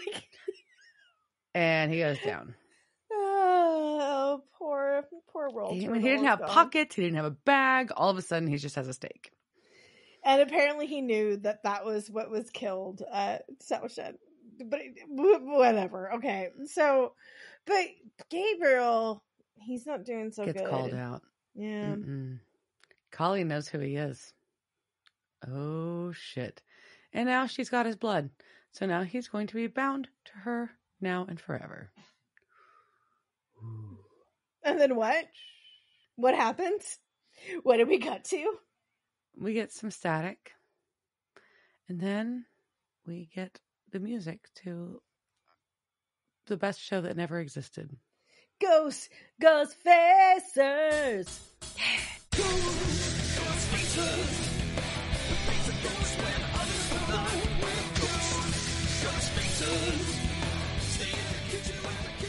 This actually, technically, it kind of did exist. This was literally going to the web series that CW had for Ghost Facers, but which doesn't exist anymore. Well, it wasn't on the. You can't go to straight to the URL that's on this show. You can't unless you get the Wayback Machine and go to the Internet Archive. Please donate to the internetarchive.org. It saves the internet for all of us. Not sponsored by the Internet Archive. So, we're hearing Ghost Facers. I don't know where. Why? Why not? Okay, whatever. And we get this blonde woman applying as an intern, and then we get our lovely speech from our duo main Ghost Facers, Harry and Ed. If you're dead, yeah. If you're dead, you better stay dead, because if not, we're gonna kill you. Yep. So, and it is Harry who gives those lines. I do love me some Harry. So, I don't know. Are we going to see more Ghost Facers in the future? Who knows? Because that was it. That's it. We just go back. Just promote. It tells you to go to the web series at cwtv.com, which is not the actual address for this. And that's it. That's it. And I was deeply amused. And my only comment is, what just happened? I forgot about that before I did my rewatch, and I was like, what the fuck is Diana gonna think is happening? I had no fucking idea. It was very confusing. I was amused, but it was confusing. It's very random, but so appropriate for just this absurdity that is this fabulous episode. So from that, we cut back to the grand ballroom. And we've got Sam and Dean get brought back in. Callie is talking to Gabriel about his identity, and Dean asks Gabriel how the rescue's going, which is just funny at this point. But anyways, Callie's like, yeah, Trickster tricked us, and no, you're mine now, and that's about it. So she's sitting in his lap, caressing him a little bit, with Balder being exceptionally uncomfortable with this whole thing, and she takes his angel blade. And you're just loving this. It's about to get really good. I'm loving it. Gabriel makes a terrible joke about that he has wings. Like Kotex. How is Kotex still a brand? Who uses Kotex? Like, I see it in the grocery store when I go in. I'm like, who the fuck is buying Kotex? I don't know. I don't understand. That's a front. Maybe that's like, it was like the kids were never in IKEA. They were in Kotex. But Kelly is just like, you're a spy! You're a spy. And he's like, no, I'm a runaway. And she's like, no. And he tells them, like, you should be scared of my brother. You cannot beat him. and I've already skipped ahead. I know what's going to happen. And she's like, nope, that's not my story. That's your Western arrogance showing. You think you're the only ones on earth. You're not the only religion, and you're not the only, yours isn't the only God. So you can't pull the planet apart. There's billions of us that were here first. And it's, yes, Callie, yes. It's just such this great line. And it really, to me, like... The next line is the one you're going to like the best, I know. Is it? I don't know. No, anyone's going to end this world, it's me. Yeah, I think my favorite line is just the sheer arrogance, right? It's just that this whole idea of, hey, knuckleheads, it's not only about you. There are other people, other religions, other things that exist in this world, and it's not just about this one little thing you do. And then Callie, being the badass boss bitch, even though she called her ex-boyfriend in to get his dick, she still says, all right, you're not good for me. And she kills him. After she caresses his face. Yeah. I mean, the angel lights out. At least he got a little lap dance before he went. But yeah. And boys, you're so uber boned now. They're shocked looking too. And Mercury even comments, he's like, this is crazy. But Callie's like, we can kill Lucifer. And so Dean finally is like, fuck this shit, because he thinks they're fucks. We might as well do something. Or it might as well hear himself talk. So why not? So Dean's gonna monologue. Dean, we haven't had a lot of monologuing, so I mean, I guess it's a good opportunity for one. We haven't had a lot of monologuing, but we also haven't had a lot of Dean and Sam. If you think about like this episode, most of it is coming, at least the dialogue is coming from other characters and not Dean and Sam. And it's mainly just them reacting to, holy shit, we're in a room full of gods. Mm-hmm. Yeah. But Dean pops off, all right, you primitive screwheads, listen up. And he's like, look, we're out of options. Any other day we'd be trying to kill you. And y'all are a bunch of dicks, but I'll help you kill the devil and then you can get back to ganking each other like normal. Yep, we got another gank in here. God damn it. Yeah. And Lucifer's not in the yellow pages, but we can get him here. So, but we gotta let everybody in the freezer go. Or you can eat me. It's not the best thing to say to cannibals. But he also follows it up with literally. He's just like, yep, eat me. Literally. And I do enjoy this. And apparently they listened. Yeah. Because all of a sudden we see all the like regular human guests running out of the hotel while Dean holds the door. And they kind of let him go outside, actually, which I think is surprising and questionable. The gods let him go outside, but okay. Let him go outside. And we notice baby's back window is partway down, which seems weird since they parked there in a rainstorm. And it's also not parked like an asshole anymore. So someone at some point came out, fixed the way this car was parked, took it down, and who's that? Oh my God, it's Gabriel. He's not dead. Gabriel's in the back seat. What the fuck? He tells him not to look at them and act more natural. But basically that was not his real angel blade. That was made out of a can of Diet Orange Slice. Also, is that something that carries? I've never seen this and I'm excited. I want to try it because I love weird diet sodas. Anyways. I'm pretty sure it tastes like diet. No, it doesn't taste like, I was going to say like Diet Orange Crush, but it doesn't because it's Slice. And Slice tasted weird. So it tastes like a weird Pepsi orange product. What? Weird. I don't know. So I thought Slice was like a 7-Up product. I don't know. I don't know. Whatever it was, you can't get it anymore. Well, 7-Up like. Anyways. But he tells Dean that, look, you've got to get your blood from Callie so we can all leave. And Dean's like, no, just give me your angel blade or come help us take out Lucifer. Not only help us, but sack up. Sack up. Yeah. Yeah. And Gabriel's like, no.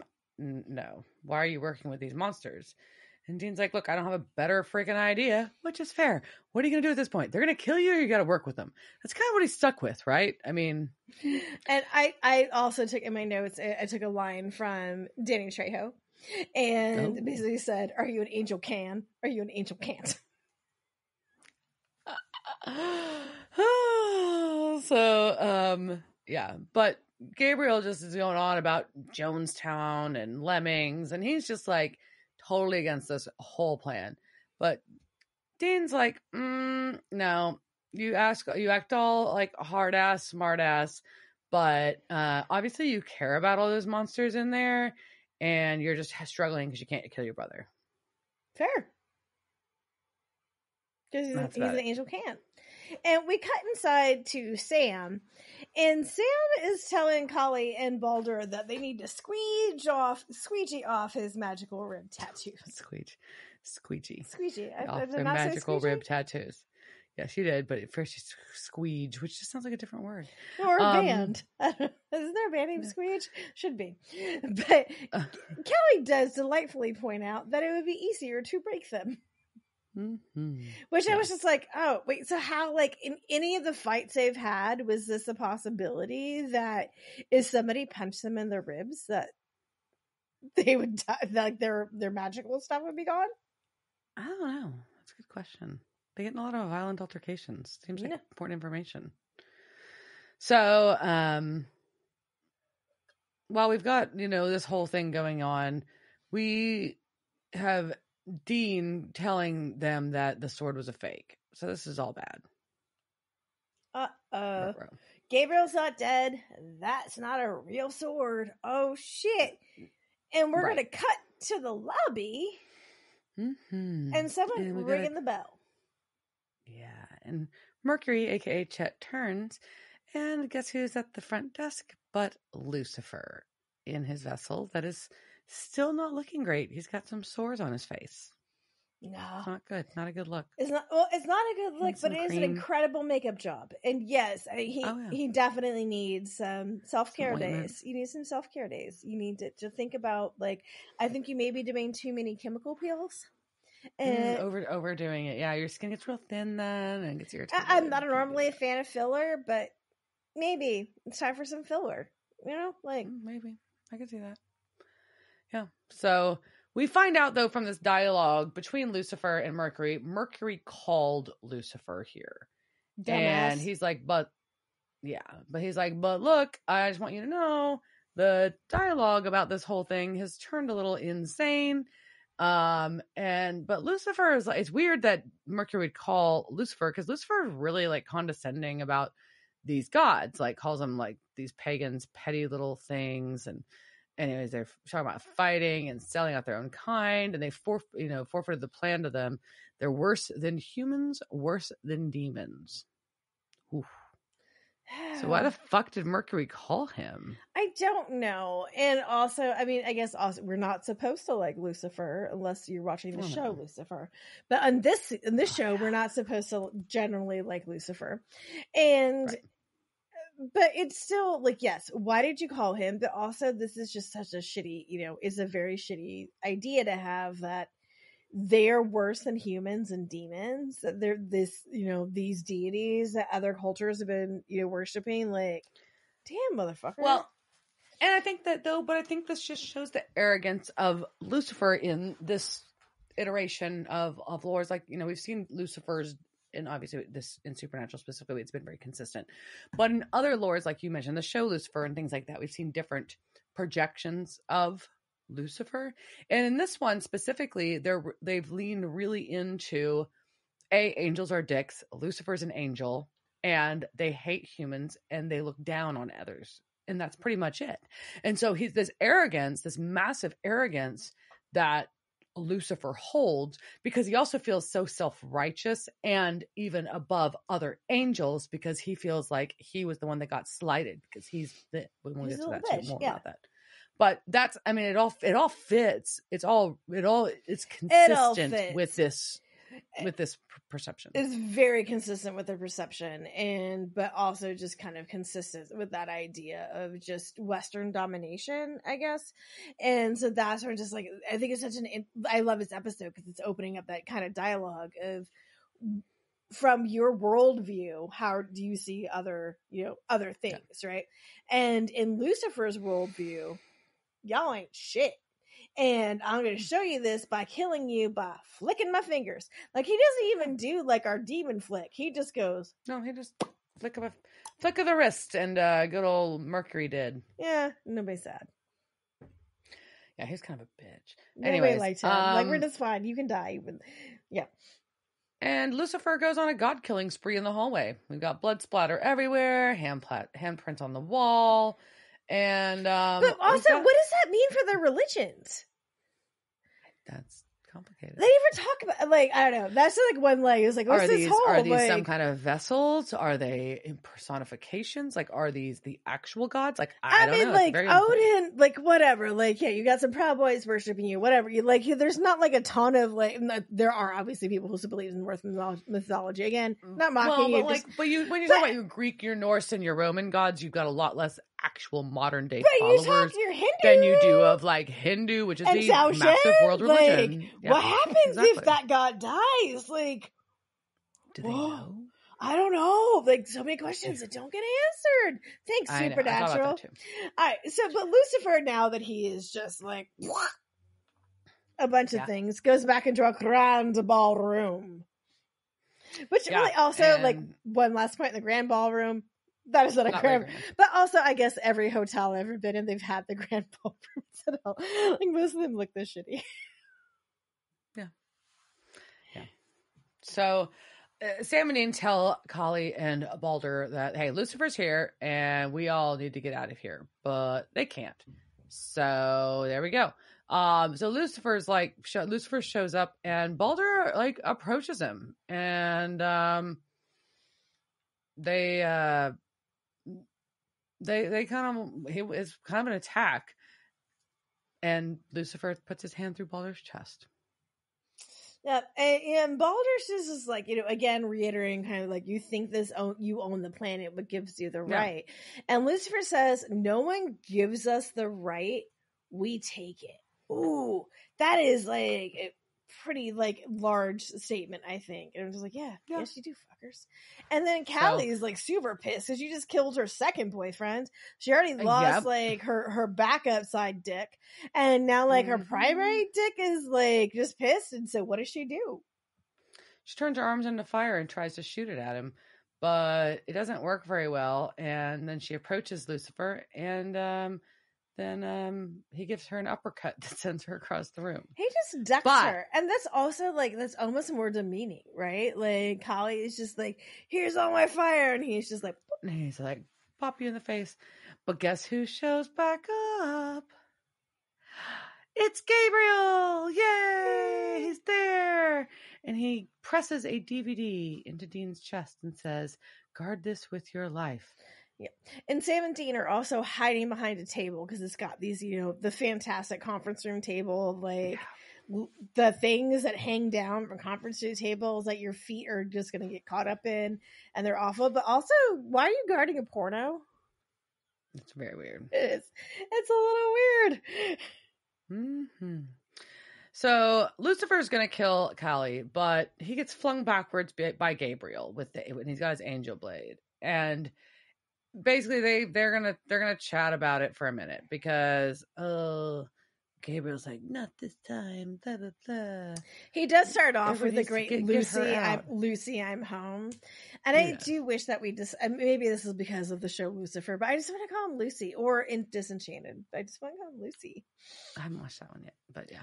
So we've got, anyway, so Gabriel tells the brothers to get Kali out of there. And Lucifer's like pissed because he thinks that he's assuming, based on Gabriel's reaction, that this whole reaction is over a girl, over Kali, and over Gabriel's feelings for her. So Gabriel's like, no, but brother, I love you, but you're a great big bag of dicks. Everyone loves a bag of dicks. Eat that when you're in Seattle. And so but he calls him out on his shit, right? He does. Gabriel really calls Lucifer out. It's good shit. Good shit. Boo-hoo, daddy was mean to me, so I'm going to smash up all his toys. And he's like, we know the truth. You know the truth. Dad loves you the best. More than me, more than Michael. But he brought the new baby home. Peoples, us, we're the baby. We're the babies, and Lucifer couldn't handle it. So this is all a big temper tantrum, and it's time to grow up.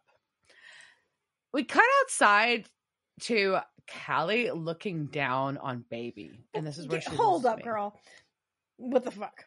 Like, she won't get up. She won't get inside of Baby. This classic. I'm not getting in that thing. What is wrong with you? This isn't some fucking beater. No, it's not like some beater. This is a fully restored, beautiful fucking classic car, ma'am. Yeah, hold your shit. Ma'am. This is where, like, Callie, like, all right, we're besties. I want to be, but we need to talk. Like, no. Call it. You know. But she does. She gets in the car eventually, but still, I was pissed. I was like, what? And we are all just like, you went too far. Too far? It also just didn't make sense because the car is not like. I also don't get that. I'm like, no, it's a gorgeous car. Like, that's a car like they would park outside the hotel, like to let other when you go into a hotel and they're like, these are the cool people who stay here. This is a car that's parked there. That would have been parked outside. Yeah. People rent cars like that for special occasions. Anyways, so we cut back to the Lucifer and Gabriel show where they're talking about their back and forth and their brother dynamic. And Lucifer thinks that Gabriel's doing this for Michael, but that's not the case. And he's like, nope, I'd shiv him too. So first he thought he was doing it for Kali. Now he thinks he's doing it for Michael. For Michael. Yeah. And so Lucifer's confused about this whole thing. Gabriel's like, I'm loyal to people. And Lucifer just cannot wrap his brain around Gabriel being willing to die for a pile of cockroaches. But Gabriel's like, no, they're better than us. You know, they might be flawed, but they try to do better. They try to figure it out, and they've got the spearmint rhino. Yes, we all love the spearmint rhino.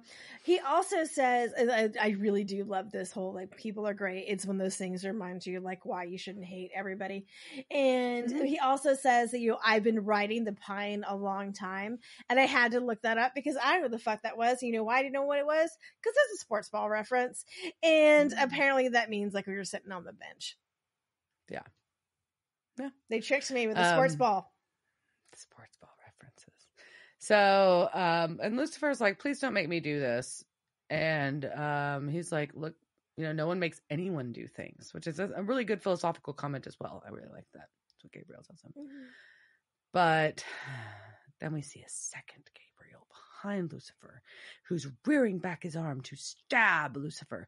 But Lucifer knows, so he spins and he stabs Gabriel first. No, and we see the other Gabriel disappear, and this one fizzle and do angel light out. God damn it! And then Gabriel's dead, we assume, and we get this wonderful thing that I don't know if we've seen this before. I think we have, but I love. It's one of my favorite shots in Supernatural is when an angel dies like this.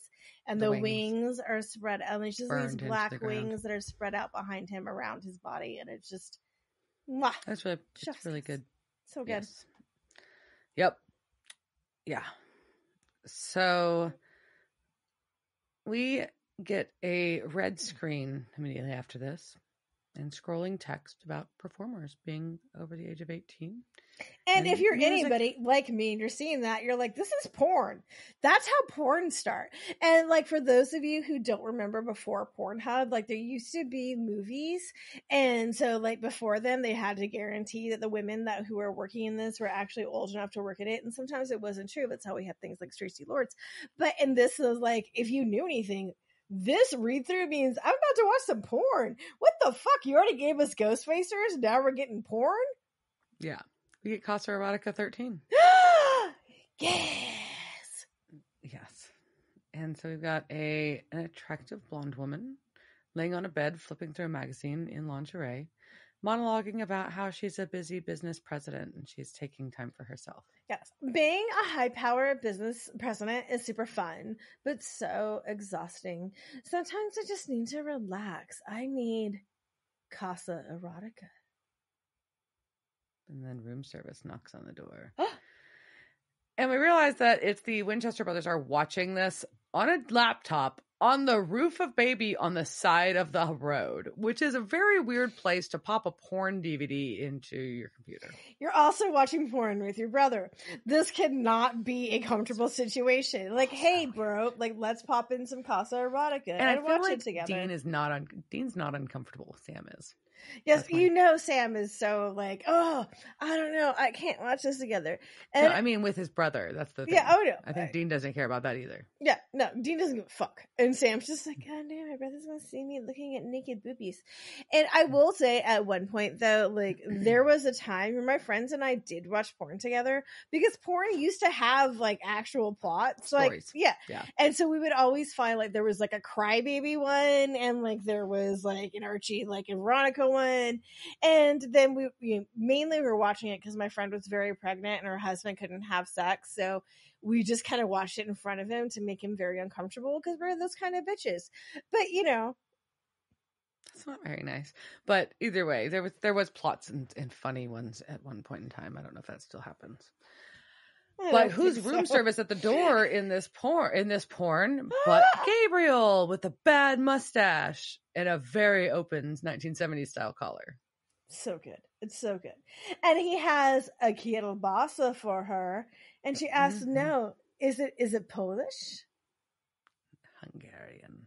Oh, it's Hungarian. And so they start making out. Sam asks Dean what the hell is going on. But then Gabriel breaks the fourth wall and is talking directly. How many walls is the wall in like third wall? I don't know. There's so many like, walls that are things. The one where they look at the screen. That is the fourth wall, but this is with inside. Like I don't know. Anyways. Oh yeah, it's the wall within the show. Yeah. And he's like, look, you're probably wondering what the hell is going on, which is fair. But he rips the mustache off and says, look, if you're watching this, I'm dead. Stop sobbing. Without me, you don't have a shot to kill Lucifer, but you can trap him back in the same cage you sprung him from. Oh, what? It's not going to be easy. You're going to have to open it and trick him into it while avoiding Michael and the God Squad. It's a secret that even Lucifer doesn't know, but there are 4 keys to the cage, and they're the rings that belong to the 4 horsemen. What? I'm not. Have the plot been leading up to this point? I don't know. And he's like, look, I'm not betting on y'all, but I've been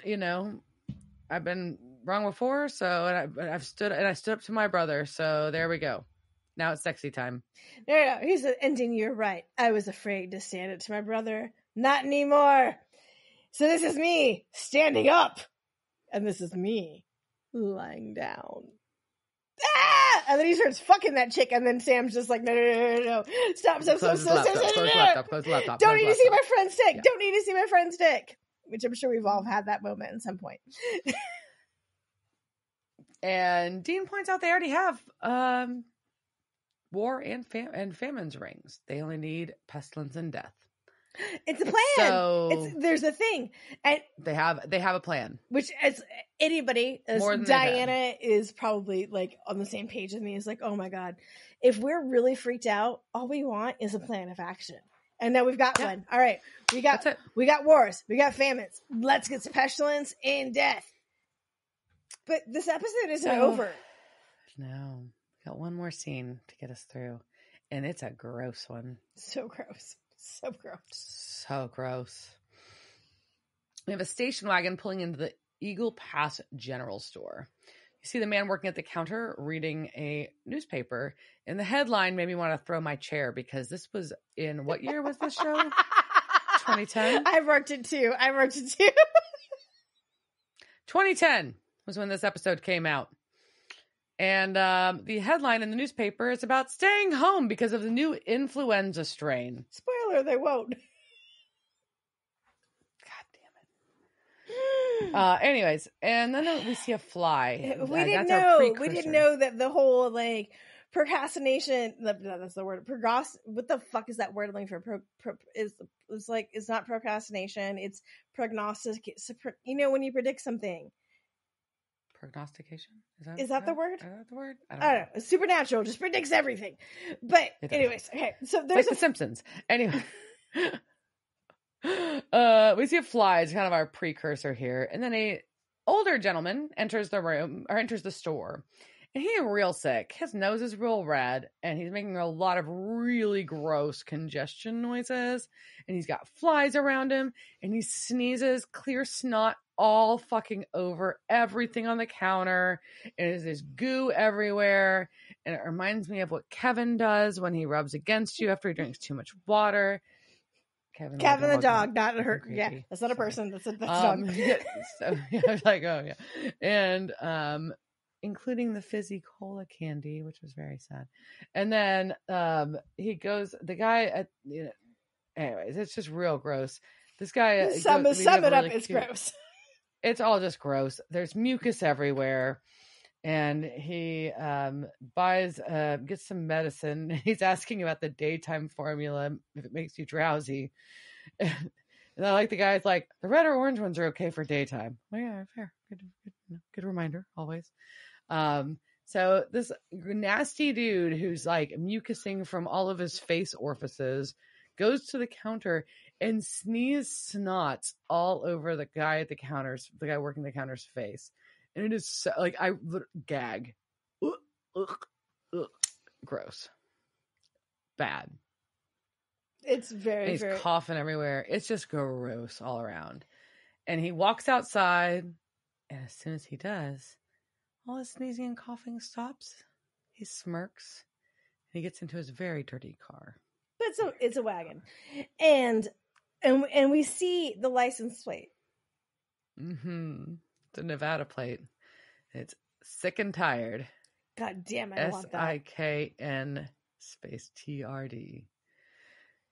Let me get a little zoom in on his ring. So we know that this is now pestilence. We're confirmed.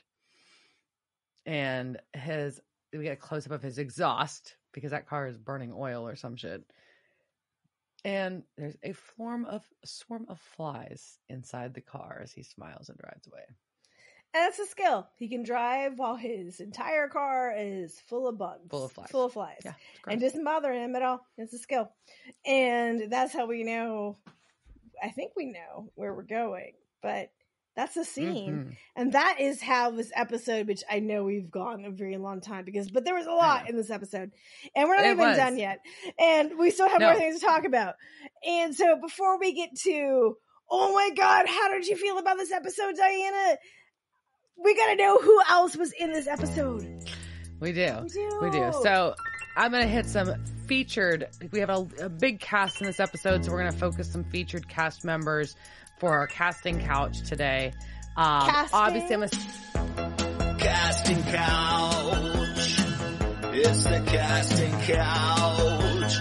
Were they on that show that time with that guy?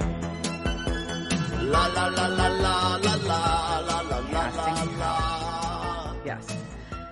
So we'll kick off actually working a little bit backwards. We're going to start with Pestilence because Pestilence was played by Matt Frewer, and he is best known as Max Headroom.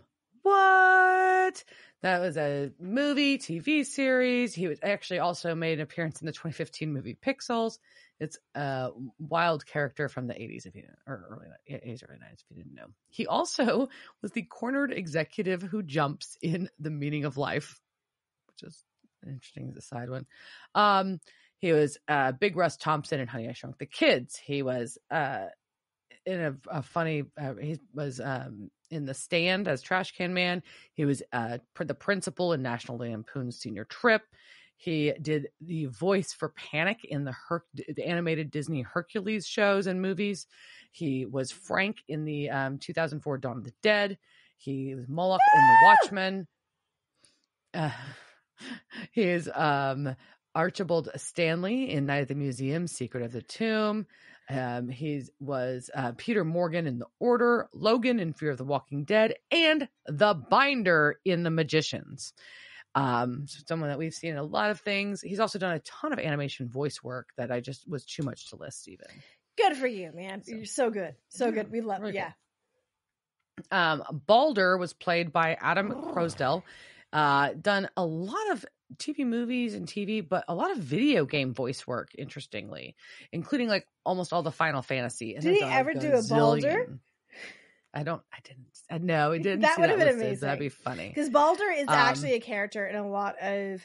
I didn't mention it, but like it's one of those weird like Norse gods who like pops up that and comes like up and things. Yeah, like as your research is like, oh, like how to like do the cheat skills for Balder. I'm like, I don't care about that, but I know he was in video games. That's funny. Yeah, no, he's but some other like key shows you might have seen him on is Lord Bothwell on Reign, the REIGN show. Icarius in Preacher, which is a series I was watching. Icarus, yeah. Icarius? Yeah. Spelled different. Spelled different. Anyways, in Preacher, and then Clive Grayson on the TV show. It's a series called Monarch that's out right now. Next up, we can't not talk about Callie, played by Rekha Sharma. She was in The Core as Dani. She was a regular character on Smallville, Dr. Harden. She was Nurse Helen in Alien vs. Predator Requiem. She was Tori Foster, a long-running character on Battlestar Galactica. That's I think probably what she's most well known for. Know. Yeah, definitely. She had a role in the 2009 version of V, which I really enjoyed. She is Commander Landry on Star Trek Discovery, the newest iteration of Star Trek. Jessica Roberts on Yellow Jackets, which is an acclaimed series out currently, which I haven't watched, but she's a regular character on that. And Shivani is a regular character on Roswell, New Mexico. So good. Love her. Yes. And then Mercury was played by John Emmett Tracy. He's done a lot of television work. He was a regular character, Enzo Lambert, on iZombie, which we like.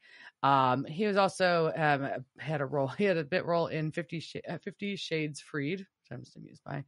And he was a regular character on Catwoman, the TV series. And he is Ellis Steele on Yellowstone, which I know is a very popular show. Many elderly people watch that. I know people that aren't elderly that watch it. I know. Ganesh was played by Keith Dallas. Funny enough, he's had bit parts in like a very weird mix of movies. Romeo Must Die, Sisterhood of the Traveling Pants, Percy Jackson, Final Destination 3. Oh, your favorite. He was Big Leroy in Snakes on a Plane. On a motherfucking plane. And he had a couple parts on iZombie and Supergirl series as well. And then they've done a small series of Fairly Odd Parents live action TV movies, which I didn't know about because I love those cartoons. And he is a regular character on those. All right. So Odin was played by Duncan Fraser. He was Coach Decker in Ernest Goes to School. He was Dr. Cartwright in The Exorcism of Emily Rose. He was in a few other things, like he was in The Predator, the 2018 version. He was Bill in Buddy Games. It was a comedy with Dax Shepard and Olivia Munn a couple years ago. And he was in the movie 8 Below, which is the one with the sled dogs. So I reference there's sled dogs. And like we said, Zao Shen was played by King Lao. In addition to a small role in Kick-Ass 2, he's actually plays Bati Tegan in Mulan when they did the live version. Recently. Yes, I knew I recognized it. Yes. So there we go. So I know we've got a few other folks here, but that's our quick rundown of our casting couch and our featured cast members this week. Oh. Yeah, I prepared Diana before this. I was like, hey, casting couch is going to be a thing. It's a doozy. Oh, but that was awesome. All right. So, what the fuck did you think? It was fucking amazing. Great episode. Totally enjoyable. We had real, it wasn't too floofy. It's like real shit. And it made you think, but it was super fun still. And it was pretty scenery, but simple. They knocked it out of the park. For sure. And clever dialogue. And I know how you feel about Gabriel, Loki, Trickster, whatever, Richard Spike. I know how you feel. So I really like that character. So it's really fun to have him on here. Yeah, I think, I have so many feelings of this episode. I don't know if I can wrap them up into one thing. But really, we didn't have either of the boys being a bitch to each other. And this is, as I was thinking about why is this one of my favorite episodes, and they don't really have that much of a role in this. Mm-hmm. And there are other episodes we'll see that'll come up where they kind of take a back role, but in this one it just felt so appropriate, and it would never felt like we were missing them, right? Like, but if you think about their because they were there, it wasn't like they weren't there, but it was mainly them reacting. Like it was very reactive, but the story was so good, and it just fits in, and everything was so funny, but also still just this great idea about like, and I just love that they address this too, like, how do we handle this idea of a Judeo-Christian apocalypse in this global world where that's not the only thing that people are seeing? And so I thought this was an amazing way to address it, but still keep our storyline on point. This is what we're talking about. We are talking about this specific apocalypse. This is how the other things in the world feed into it, and we acknowledge it, and we move on. And, basically we move on by killing all of them, but well, yeah. Also, what happened to Kali? That was Lucifer's choice. What happened to Kali? She was in the car and then she wasn't. Spoiler, she does not come back in Supernatural, but I do love the fact that at least like she got away. One of the it got away is just like, well, besides the fact she's a boss ass bitch and nobody can take Holly down. But I love this representation of the female deity in this way, just like her dialogue and just her attitude and everything. Like she was never like mean. Like, it's a little mean, but, like, it was never, like, she wasn't angry. Like, it was just, I don't know, so well done. Right. She wasn't like, meh, I'm a mean lady god, meh. She was just like, nah. Yeah, no, she's a boss-ass bitch, and I love her. So, any other final thoughts on this? No, that was fun. All right. Super fun. And I can't believe we're at 100 episodes. So reminder again, if you made it this far or jumped in late, subscribe. Make sure you're subscribed, like all our stuff. If you send us your info, we'll be happily drop you some stickers in the mail. Yes. Send us all your information and your social security numbers and your credit card. No, is that what we're getting? Just a mailing address or PO box. Yeah. It's fine. But DM us on Instagram, on Twitter. All those things are in our link bios on Instagram. Just look up Devil's Trap Podcast. You'll find us. But for the 100th time, and looking forward to many more. Cheers, jerk. Cheers, bitch. Devil's Trap Podcast is a Don't Be a Dick production. Meow. Devil's Trap Podcast is part of the Ship It Studios Podcast Network. Thanks for listening to this week's episode of Devil's Trap Podcast. You can follow us on Instagram at Devil's Trap Podcast, Twitter at Devil's Trap Pod, or you can email us at devilstrap@devilstrappodcast.com. Don't forget to subscribe, leave reviews, and share with all your friends. We're at all your favorite podcast outlets and at devilstrappodcast.com. I'm Babe. Thanks for tuning in, and we'll see you next time.